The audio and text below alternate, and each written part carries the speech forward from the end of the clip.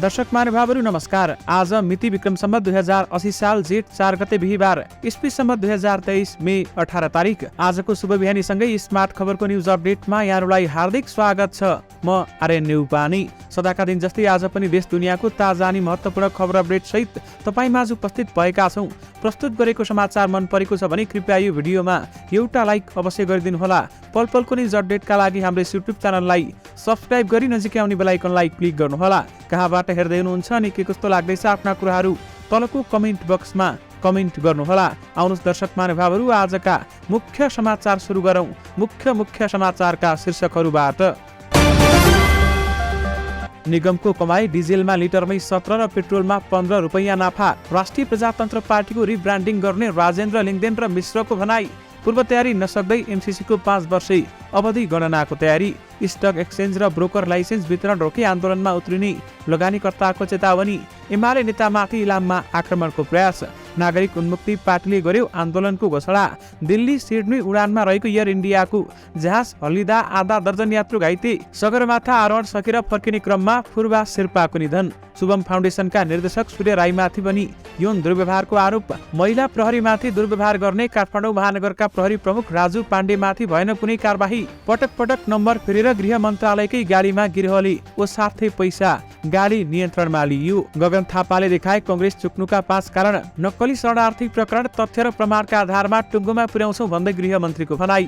टोपबहादुर बालकृष्ण सहित 14 जनालाई थप 3 दिन हिरासतमा राख्न अदालतको अनुमति। राष्ट्रिय प्रजातन्त्र पार्टी अब प्राइमरी निर्वाचन प्रणालीमा जाने। केन्द्रीय समिति बैठकका 17 निर्णय सार्वजनिक। सगरमाथा आरोहण गरेर फर्कने क्रममा सेनाको सफा हिमाल अभियान टोलीका 1 जनाको मृत्यु। राष्ट्रिय गौरवका आयोजनाको कार्यान्वयन प्रभावकारी बनाउन सरकारले बनाए संयन्त्र। जबराको मुद्दामा सर्वोच्चले माग्यो बहस नोट। भ्रष्टाचार र विभेद विरुद्ध सशक्त ढङ्गले प्रस्तुत हुने आम जनता पार्टीको निर्णय।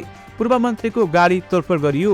नेता र कर्मचारीको सम्पत्ति छानबिनका लागि उच्च स्तरीय स्वतन्त्र आयोग गठन गर्न राष्ट्रिय प्रजातन्त्र पार्टीको माग। रेशम चौधरीलाई जेठ 15 वा असोज 3 मा माफी दिलाउने विषयमा सत्ता गठबन्धनमा छलफल। बालकृष्ण खाडको निलम्बनका विषयमा कंग्रेस 2 धारमा विभाजित।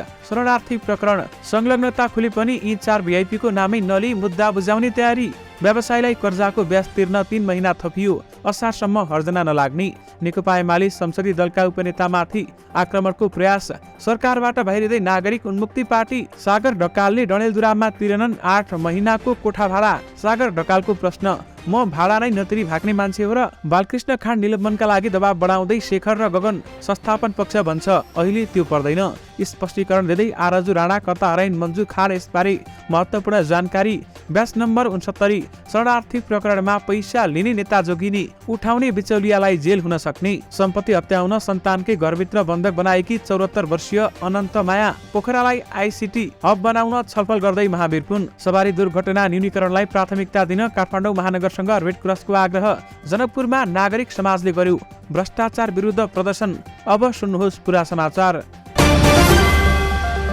नक्कली शरणार्थीका नाममा भएको ठगी प्रकरणमा नाम जोडिएका 4 जना विरुद्ध अभियोग दर्ता नहुने भएको छ। अनुसन्धानको अन्तिम चरणमा पुगेको प्रहरीले आरोपितले नाम लिएका र प्रमाण समेत भेटिएका 4 जनालाई भने प्रतिवादी नबनाउने भएको हो।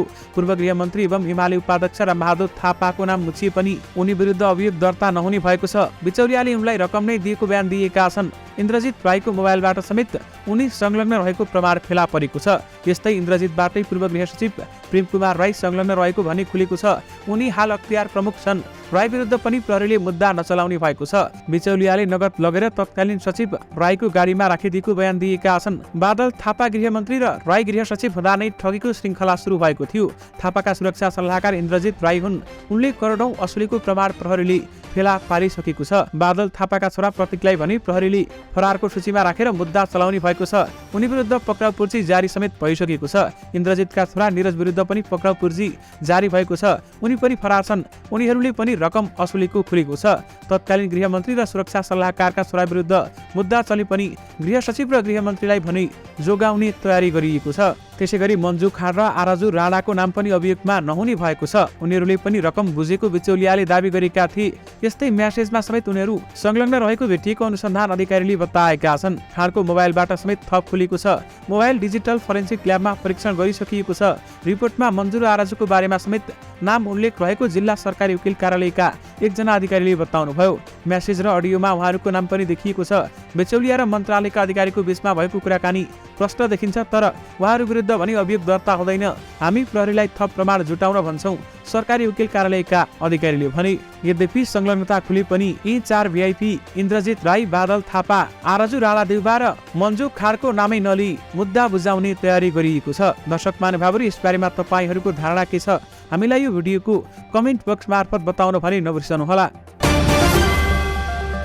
दिल्ली बजार कारागारमा रहेका नागरिक उन्मुक्ति पार्टीका संरक्षक रेशम चौधरीलाई आम माफी दिने प्रक्रिया अगाडि बढाउने विषयमा सत्तारूढ दलहरूबीच छलफल भएको छ। मंगलबार सर्वोच्च अदालतले रेशमलाई जन्मकैदको फैसला गर्ने जिल्ला र उच्च अदालतको फैसला सदर गरेको थियो। बुधबार बालोटारमा सरकारमा रहेका दल शीर्ष नेताको बैठक बसेको थियो। बैठकमा रेशम चौधरीलाई कैदमुक्त गर्ने उपाय बारेमा छलफल भएको छ। विशेष गरी रेशम चौधरीलाई जेठ 15 वा असोज 3 मा माफी दिलाउने विषयमा सत्ता गठबन्धनभित्र छलफल भएको छ। नेकपा एमालेका केन्द्रीय सदस्य तथा कोशी प्रदेशका पूर्व मन्त्री राम राणा चढेको गाडीमाथि ढुङ्गामुढा भएको छ। इलामको माङसेबुङ गाउँपालिकामा राणा चढेको गाडीमाथि ढुङ्गामुढा हुँदा गाडीको पछाडिको भाग क्षतिग्रस्त भएको छ। नेकपा एमाले कोशी प्रदेश संसदीय दलका उपनेता समेत रहेका राणामाथि भएको आक्रमणको एमाले निन्दा र भर्त्सना गरेको छ। एमाले केन्द्रीय प्रचार तथा प्रकाशन विभागका सचिव गगन विष्टले विज्ञप्ति जारी गर्दै घटनामा संलग्नहरूलाई पक्राउ गरी कानुनी कारबाही गर्न र शान्ति सुरक्षाको प्रत्याभूति दिलाउन सरकारसँग माग गरेका छन्। उपनेता राणा मगरमाथि कोशी नामाकरणको विपक्षमा रहेका समूहले आक्रमणको प्रयास गरेका हुन्। काठमाडौँ महानगरपालिकाका नगर प्रहरीले कर्मचारीलाई गाली गलौज गरी मानसिक तनाव दिएको छानबिन समितिले निष्कर्ष निकाले पनि महानगर प्रहरी प्रमुख राजु पाण्डेलाई कुनै पनि कारबाही नगरेको पाइएको छ। गत माघ 13 गते छानबिन समितिले पाण्डेले ती महिला नगर प्रहरीमाथि मानसिक रूपमा तनाव दिएको ठहर गर्दै 20 पेज लामो प्रतिवेदन बुझाएको थियो। पीडित प्रहरीले भने आफूमाथि दुर्व्यवहार गरेको र आफ्ना श्रीमानमाथि पनि हातपात गरेको भन्दै महानगरकी उपप्रमुख सुनिता डङ्गोल र प्रमुख प्रशासनिक अधिकृत बसन्त अधिकारी समक्ष उजुरी दिएकी थिइन्। त्यसमाथि कारबाही गर्न बनेको छानबिन समितिले पाण्डेसँग स्पष्टीकरण सोध्न र सचेत समेत गराउन सुझाव दिएको थियो। तर 3.5 महिना बित्दा पनि महानगरले यसमाथि कुनै पनि कारबाही नगरेको पाइएको स्रोतले बताएको छ। यसबारेमा काठमाडौँ महानगरपालिकाका मेयर बालिन शाहले पनि कुनै एक्सन लिएका छैनन् भन्दै बताइएको छ। नक्कली भुटानी शरणार्थी प्रकरणको अनुसन्धानका क्रममा प्रहरीले गृह मन्त्रालयकै एउटा गाडी बरामद गरेको छ। प्रहरीले BAB 1405 नम्बरको सेतो नम्बर प्लेटको मन्त्रालयको गाडी बरामद गरेको हो। अहिले सो गाडीमा इम्बोस्ड नम्बर प्लेट राखिएको छ। नक्कली भुटानी शरणार्थी प्रकरणमा मानिसहरूसँग पैसा उठाउने र ठगी गर्ने गृहले गृह मन्त्रालयको यो गाडी पटक पटक प्रयोग गरेको प्रहरी स्रोतले बताएको छ। अमेरिका पठाउने भनेर मानिस ओसार पसार गर्न र उनीहरूबाट असुल गरेको पैसा ओसार्न पनि यो गाडी प्रयोग भएको प्रहरीले बताएको छ। यसअघि पनि उक्त गाडीको नम्बर पटक पटक फेरेर चलाएको प्रहरी स्रोतले बताएको छ। कुनै समयमा उक्त गाडीको नम्बर बाहेक 1581 पनि थियो भने गिरोहले गृह मन्त्रालयकी गाडी प्रयोग गरेको भन्ने जानकारी प्राप्त गरेपछि नम्बर प्लेट नै फरक पारेर अलमलमा परेको थियो। अन्तिममा यातायात व्यवस्था विभागबाट सो गाडी पुष्टि गरी प्रहरीले केही दिन अघि बरामद गरेको छ। नेपालीहरूलाई नक्कली भुटानी शरणार्थी बनाएर अमेरिका पठाउने प्रकरणमा मुछिएका 14 जनालाई थप 3 दिन हिरासतमा राख्न जिल्ला अदालत काठमाडौँले अनुमति दिएको छ। बुधबार अदालतले सो प्रकरणमा पक्राउ परेका पूर्व उपप्रधानमन्त्री टोपबहादुर रायमाझी र पूर्व गृहमन्त्री बालकृष्ण खाँड सहित सबै 14 जना विरुद्ध अनुसन्धानका लागि 3 दिन म्याद थप भएको जिल्ला प्रहरी परिसर काठमाडौँले जनाएको छ। भुटानी शरणार्थी प्रकरणको अनुसन्धान प्रतिवेदन अनुसार बुधबार साँझ बुझाउन जिल्ला सरकारी वकिल कार्यालयले प्रहरीलाई निर्देशन दिएको थियो। वैशाख 31 मा जिल्ला सरकारी वकिल कार्यालयका प्रमुख अच्युतमणि नेउपानेले सो निर्देशन दिएका थिए, तर अनुसन्धान बाँकी नै रहेको भन्दै प्रहरीले बुधबार थप 3 दिनको समय लिएको जिल्ला प्रहरी परिसर काठमाडौँका सूचना अधिकारी SP सीताराम रिजालले जानकारी दिनुभएको छ।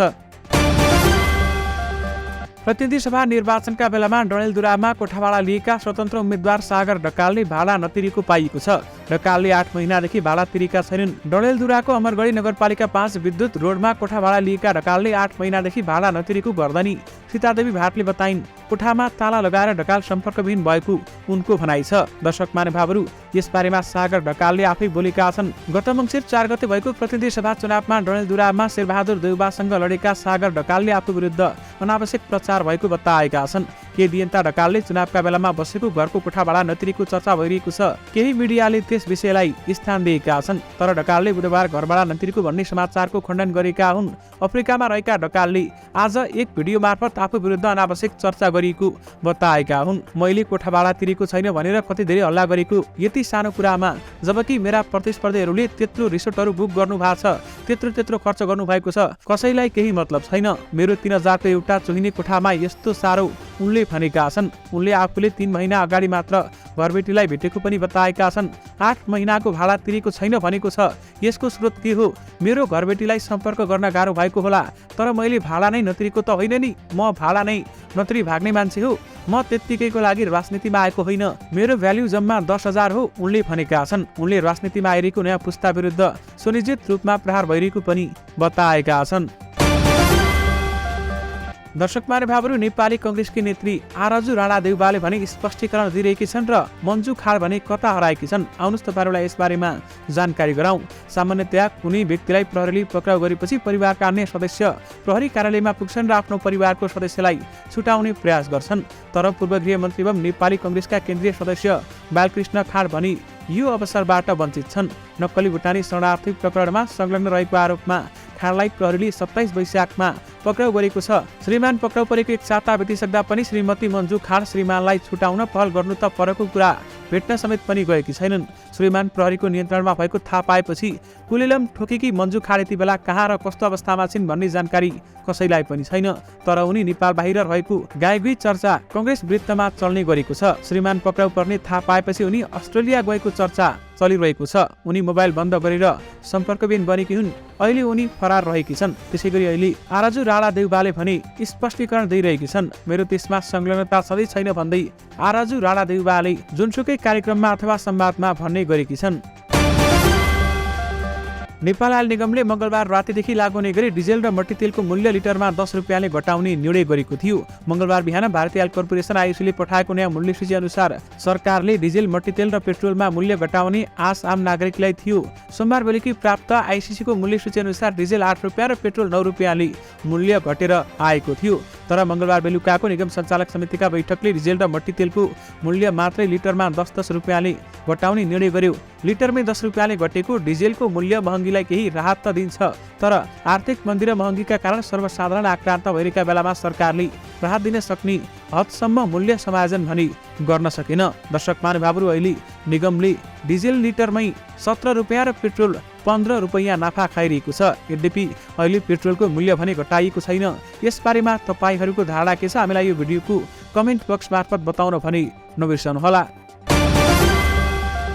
नागरिक उन्मुक्ति पार्टीले लाल आयोगको प्रतिवेदन सार्वजनिक गर्न माग गर्दै नेपाल बन्दसम्मको आन्दोलन घोषणा गरेको छ। रेशम चौधरीलाई सर्वोच्च अदालतले जन्मकैदको फैसला सदर गरेको भोलिपल्ट बुधबार काठमाडौँमा पत्रकार सम्मेलन गरी नागरिक उन्मुक्ति पार्टीले सर्वोच्च अदालतका पूर्व न्यायाधीश गिरीशचन्द्र लाल नेतृत्वको आयोगले प्रतिवेदन सार्वजनिक नगरे नेपाल बन्दसम्मको आन्दोलन घोषणा गर्ने चेतावनी दिएको हो। यद्यपि नागरिक उन्मुक्ति पार्टीले भने 5 दिन नेपाल बन्द हुने घोषणा गरिसकेको छ। 6 गतेदेखि 10 गतेसम्म नेपाल बन्द हुने घोषणा नागरिक उन्मुक्ति पार्टीले गरेको हो।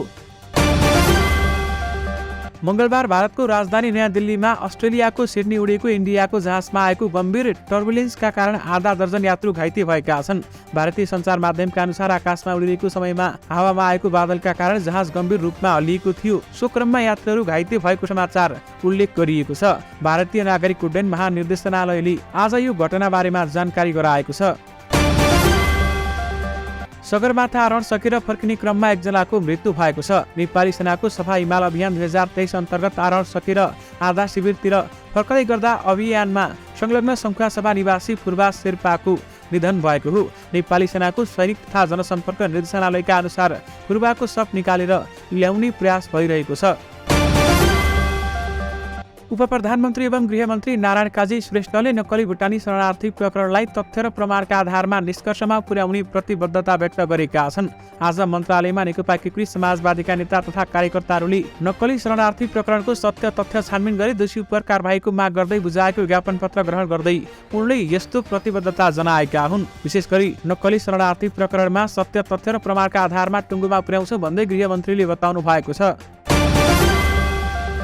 राष्ट्रिय प्रजातन्त्र पार्टी राप्रपा प्राइमेरी निर्वाचन प्रणालीमा जाने भएको छ। काठमाडौँमा सम्पन्न केन्द्रीय समितिको बैठकपछि आयोजित पत्रकार सम्मेलनमा अध्यक्ष राजेन्द्र लिङदेनले प्रारम्भिक रूपमा प्रादेशिक र संघीय निर्वाचनका लागि प्रत्यक्ष र समानुपातिक दुवैतर्फ 50% उम्मेद्वार प्राइमेरी निर्वाचन प्रणालीबाट चयन गरिने निर्णय भएको जानकारी दिनुभएको छ। बैठकले सरकारी कर्मचारीको संगठन नबनाउने, विद्यार्थी संगठनलाई गैर राजनीतिक बनाउने लगायतका 17 बुँदे निर्णय गरेको प्रवक्ता सुगन सुन्दर लावतीले जानकारी दिनुभयो। त्यसैगरी राष्ट्रिय प्रजातन्त्र पार्टी राप्रपाले उच्च स्तरीय स्वतन्त्र नागरिक आयोग गठन गर्न सरकारसँग माग गरेको छ। उच्च पदस्थ राजनीतिक लाभका पदमा रहेका तथा कर्मचारीको सम्पत्ति छानबिन गर्न त्यस्तो आयोग गठनका लागि माग गरेको हो। 2046 सालपछिका उच्च पदस्थ तथा सबै नेताहरूको सम्पत्ति छानबिन हुनुपर्ने माग गरिएको छ। पूर्व गृहमन्त्री बालकृष्ण खाँड नक्कली भुटानी शरणार्थी प्रकरणमा मुछिएपछि यसबारेमा नेपाली कङ्ग्रेस दुई धारमा विभाजित देखिएको छ। नक्कली भुटानी शरणार्थी प्रकरणमा पक्राउ परेपछि खाँडलाई पार्टीले केन्द्रीय सदस्यबाट निलम्बन गर्नुपर्ने र गर्न नहुने पक्षमा कङ्ग्रेस नेताहरू विभक्त देखिएका हुन्। खाँडलाई पदबाट निलम्बन गरेर अनुसन्धानमा सहयोग गर्नुपर्ने अधिकांश कार्यकर्ताको चाहना भए पनि नेतृत्वमा रहिसकेका बहुसंख्यक नेताहरू भने अनुसन्धान परिपक्व हुँदासम्म निलम्बनका लागि हतार गर्न नहुने पक्षमा उभिएका छन्। विशेष गरी खाँडको निलम्बनका विषयमा कङ्ग्रेस दुई धारमा विभाजित देखिएको छ भने गगन थापा पक्षका नेताहरूले खाँडलाई निलम्बन गर्न माग गरेका छन्। शेरबहादुर देउबा पक्षका नेताहरूले भने खाँडलाई निलम्बन गर्नु हुँदैन भन्दै बताएका छन्। नेपाल राष्ट्र बैंकले कर्जाको ब्याज तिर्ने अवधि थप गरेको छ। नेपाल राष्ट्र बैंकले एकीकृत निर्देशिका जारी गर्दै 2079 चैत मसान्तसम्म असल वर्गमा वर्गीकरण भएका अल्पकालीन तथा चालु पुँजी प्रकृतिको कर्जाको ब्याज नियमित रहेको अवस्थामा आवश्यकतालाई र औचित्यको आधारमा कुनै पनि हर्जना तथा शुल्क नलाग्ने गरी म्याद थप गरेको छ। राष्ट्र बैंकले यस्तो कर्जाको ब्याज 2080 असार मसान्तभित्र 3 महिना म्याद थप गर्न सकिने भनेको छ।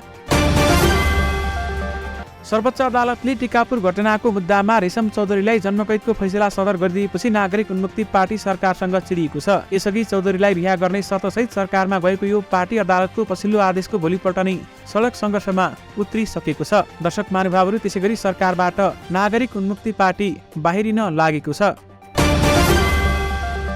राष्ट्रिय आविष्कार केन्द्रका संस्थापक एवं अध्यक्ष महावीर पुनले पोखरालाई आइसिटी सूचना सञ्चार प्रविधि हब बनाउने विषयबारेमा आउँदो 5 जेठमा छलफल गर्ने भएका छन्। सामाजिक सञ्जालमा एक पोस्ट लेख्दै उनले यसबारेमा जानकारी दिएका हुन्। पुनले पोखरामा भएका आइसिटी पढाउने कलेज र व्यवसायहरूलाई छलफलमा आउन आग्रह गरेका छन्। यद्यपि उनले यो छलफलमा सिमपानी पोखरामा भएका आविष्कार केन्द्रको आइसिटी इनोभेसन ल्याबमा गर्दैछन्।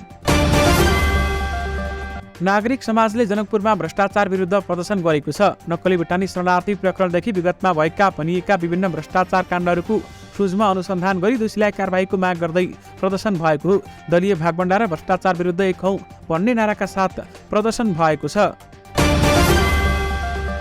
मिलेनियम च्यालेन्ज एकाउन्ट एमसिए नेपालले पूर्व तयारी नसक्दै मिलेनियम च्यालेन्ज कर्पोरेसन एमसिसी अन्तर्गतका परियोजनाहरूको कार्यान्वयन थाल्ने भएको छ। नेपालमा एमसिसी अन्तर्गत बन्ने प्रसारण लाइन र सडक निर्माणको ठेक्का समेत नलाग्दै 5 वर्षीय अवधि गणना हुने गरी इन्ट्री इन्टु फोर्स EIF मा जान लागि हो। आयोजनाका लागि जग्गा प्राप्ति, रुख कटान जस्ता पूर्व तयारीका काम पनि सकिएको छैन। यस्तो अवस्थामै 5 वर्ष निर्माण अवधिको गणना सुरु हुने गरी कार्यान्वयन थाल्न तयारी गरिएको छ। शेयर बजारका लगानीकर्ताहरूले प्रधानमन्त्री पुष्पकमल दाहाल प्रचण्डलाई भेटेर नयाँ स्टक एक्सचेन्जको लाइसेन्स प्रक्रियालाई तत्कालै अगाडि बढाउन माग गरेका छन्।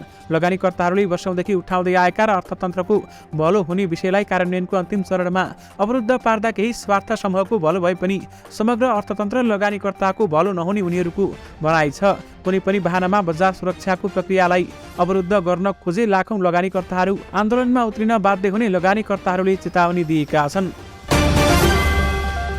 खोटाङ स्थित सुभद्रा मदन फाउन्डेसन शुभमका निर्देशक सूर्य राईमाथि पनि बालयन दुर्व्यवहार गरेको आरोप लागेको छ। उक्त फाउन्डेसनका संस्थापक मदन राईले बालबालिकाहरूमाथि पनि यौन दुर्व्यवहार गरेको भन्दै उजुरी परेपछि अहिले हिरासतमा छन्। मदन पक्राउ परेपछि फाउन्डेसनमा बसेर 10 कक्षासम्म पढेकी एकजना युवतीले निर्देशक सूर्य राईले पनि आफूलाई यौन दुर्व्यवहार गरेको हामीलाई बताएकी हुन्। सूर्यले आफूलाई एकपटक यौन दुर्व्यवहार गरेको उनले बताएकी छन्। नेपाली कङ्ग्रेसभित्र अहिले उकुस मुकुस छ। संसदको सबैभन्दा ठूलो दलभित्र छलफल र बहस हुनुपर्ने एक होइन, अनेक विषय छन्। तर नेता कार्यकर्ताले आफ्ना कुरा राख्ने उपयुक्त थलो पाएका छैनन्। विशेष गरी गगन थापाले कांग्रेस चुक्नुका 5 कारण देखाएका छन्। नम्बर 1 अलपत्र पार्टी संरचना, नम्बर 2 कांग्रेसका 3 तहमध्ये 20 को निष्क्रिय, नम्बर 3 चुनावपछि अरू दलसँग गठबन्धन, नम्बर 4 गलत परम्परालाई निरन्तरता, नम्बर 5 लोक रिजाइको राजनीति प्रति सतर्क। दर्शक महानुभावहरू, गगन थापाले कांग्रेस यी 5 कुरामा चुकेको बताएका छन्। राष्ट्रिय गौरवका आयोजनाहरूको कार्यान्वयनलाई प्रभावकारी बनाउन सरकारले महत्त्वपूर्ण निर्णय गरेको छ। सफ्टवेयरबाट दैनिक अनुगमन गरेर राष्ट्रिय गौरवका आयोजनाहरू सम्पन्न गर्ने गरी ऊर्जा जलस्रोत तथा सिँचाइ मन्त्रालयले विभिन्न निर्णयहरू गरेको हो। राष्ट्रिय गौरवका आयोजनाका प्रमुखहरू सहित मन्त्रालयमा आज बसेको बैठकले सफ्टवेयर मार्फत दैनिक अनुगमन गर्ने, आयोजनाहरूको कार्यान्वयन समन्वय संयन्त्र बनाउने र सबै आयोजनाहरूको पब्लिक अडिट गर्ने सहितका निर्णय समेत गरेको छ। सर्वोच्च अदालतले तत्कालीन निलम्बित प्रधान न्यायाधीश तुलेन्द्र शमशेर जबराको महाभियोग फुकुवा सम्बन्धी विवादमा बहस नोट माग गर्ने आदेश गरेको छ। कायम प्रधान न्यायाधीश हरिकृष्ण कार्की, न्यायाधीशहरू विश्वम्भर प्रसाद श्रेष्ठ, ईश्वर प्रसाद प्रतिवटा, अनिल कुमार सिन्हा र प्रकाशमान सिंह राउतको संवैधानिक इजलासले आज दुवै पक्षको बहसपछि फैसलाका लागि बहस नोट माग गर्ने आदेश गरेको हो। आम जनता पार्टीले संगठन विस्तार गर्ने अनुकूल माहौल बन्दै गएको बताएको छ। आज काठमाडौँमा बसेको पार्टी केन्द्रीय पदाधिकारीको बैठकले देशमा बढ्दो व्यतिथि, लुट, भ्रष्टाचार र विभेद विरुद्ध सशक्त ढङ्गले प्रस्तुत हुने निष्कर्ष निकालेको छ। Nepal red cross society Kathmandu जिल्ला शाखाले आगामी बजेट तर्जुमा गर्दा सडक दुर्घटनामा हुने जोखिम न्यूनीकरणलाई प्राथमिकता दिन काठमाडौँ महानगरपालिकासँग आग्रह गरेको छ। काठमाडौँ जिल्ला शाखा अन्तर्गत रेड क्रसको अन्तर्राष्ट्रिय महासङ्घ IFRC को सहयोगमा सञ्चालन भइरहेको नयाँ पुस्ताका लागि सडक सुरक्षा सम्बन्धी शैक्षिक कार्यक्रमको आज भएको समीक्षा बैठकले सडक सुरक्षाका निम्ति महानगरले आगामी बजेट तर्जुमा गर्दा त्यस सम्बन्धी व्यवस्था गर्न पहल गर्ने निर्णय गरेको हो। दर्शक महानुभावहरू, सम्पत्ति हत्याउन सन्तानबाटै घरभित्र बन्धक बनाइएको छ। 74 वर्षीय अनन्तमायालाई बन्धक बनाइएको हो। भक्तपुरको बालकोटमा आफैले किनेको घरमा बस्ने 74 वर्षीय एकल महिला अनन्तमाया घिमिरेले छोराछोरी बुहारी र नातिनीले सम्पत्ति हडप्न आफूलाई 3 महिनादेखि बन्धक बनाएर राखेको समेत बताएकी छन्। 74 वर्षीय एकल महिला अनन्तमायालाई सम्पत्तिको विषयलाई लिएर आफ्नै घरमा बन्धक बनाएर राखेको र स्वतन्त्र तरिकाले हिडडुल तथा कुराकानी गर्न समेत बन्देज लगाएको पारिवारिक र कानुनी स्रोतबाट खुलेको छ। दर्शक महानुभावहरू, यो सँगै तपाईँहरूमा आजका सबै मुख्य समाचारहरू राखिसकेका छौँ। फेरि पनि तपाईँहरूमा नयाँ मुख्य समाचारहरूको साथमा उपस्थित हुने नै छौँ। स्मार्ट खबर हेर्दै गर्नुहोला। नमस्कार।